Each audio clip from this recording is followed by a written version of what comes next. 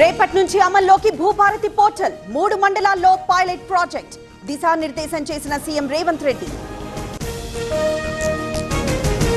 కోలుకున్న పవన్ చిన్న కుమారుడు. ఇటీవల అగ్ని ప్రమాదంలో గాయపడ్డ మార్క్ శంకర్ కొడుకుతో కలిసి హైదరాబాద్ కు పవన్ కళ్యాణ్. కంచగచ్చిబౌలి భూములపై కొత్త ట్విస్ట్. తనఖా పెట్టారంటూ కేటీఆర్ ఆరోపణలు. రుణం తీసుకోలేదంటూ శ్రీధర్ బాబు కౌంటర్. ఆ 400 ఎకరాలు ప్రభుత్వానివే. కంచగచ్చిబౌలి భూములపై రాద్ధాంతం చేస్తున్నారు. 10 ఏళ్లు కావాలనే కేసీఆర్ వదిలేశారన్న మల్లు రవి. బండి బుజ్జగింపుతో అలకవీడిన రాజా సింగ్. పార్టీ కోసం పనిచేస్తానన్న ఎమ్మెల్యే. ఎమ్మెల్సీ ఎన్నికల్లో గెలుపు కోసం కృషి చేస్తానని హామీ. రేవంత్ కు మహారాష్ట్ర ఫ్రీడమ్ ఫౌండేషన్ లేఖ. కంచగచ్చిబౌలి భూములను కాపాడాలని విజ్ఞప్తి. ఐటీ హబ్ పేరుతో అడవిని నరకొద్దని ఆందోళన. పార్టీ ఫండ్ పై నా బిజినెస్ కి జిఎస్టీ నోటీస్ వచ్చింది. ఇప్పుడు ఏం చేయాలో అర్థం కావట్లేదు. ఇప్పుడే ఒక జిఎస్టీ ఎక్స్పర్ట్ తో మాట్లాడు. ఇప్పటికిప్పుడు జిఎస్టీ ఎక్స్పర్ట్ అంటే ఎక్కడ దొరుకుతారు? బాస్ వాలా బీ ద బాస్. పల్లా భూ కబ్జాలపై రాజయ్య. కడియం టార్గెట్ గా ఘాటు ఆరోపణలు. నిరూపిస్తే రాజీనామా చేస్తానంటూ శ్రీహరి సవాల్. 33 మందితో YCP political advisory committee. PAC convener గా సజ్జల రామకృష్ణారెడ్డి. శాశ్వత ఆహ్వానితులుగా రీజనల్ కోఆర్డినేటర్లు. విశాఖను ఫిల్మ్ హబ్ గా మారుస్తాం.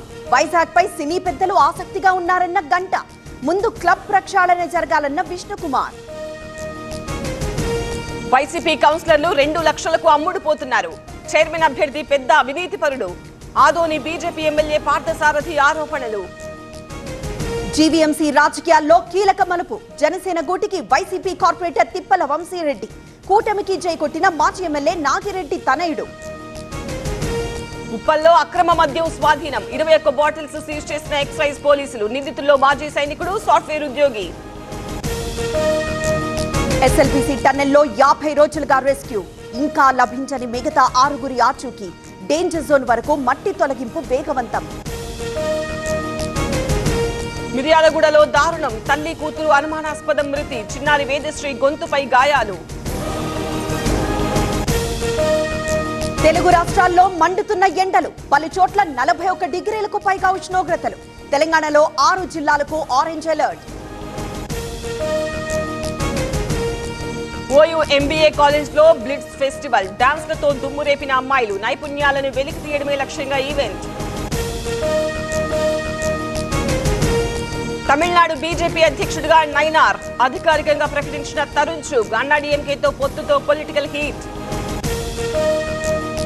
నేషనల్ హెరాల్డ్ కేసులో కాంగ్రెస్ కు షాక్. 661 కోట్ల ఆస్తుల స్వాధీనానికి ఈడీ నోటీసులు. ఢిల్లీ, ముంబై, లక్నోలో జప్తుకు చర్యలు. ఇవాళ 3వ రోజు రాణా ఇంట్రాగేషన్. పాక్ ఐఎస్ఐతో ఉన్న సంబంధాలపై ఆరా. ముంబై దాడులపై ముందే తెలుసన్న ఎన్ఐఏ.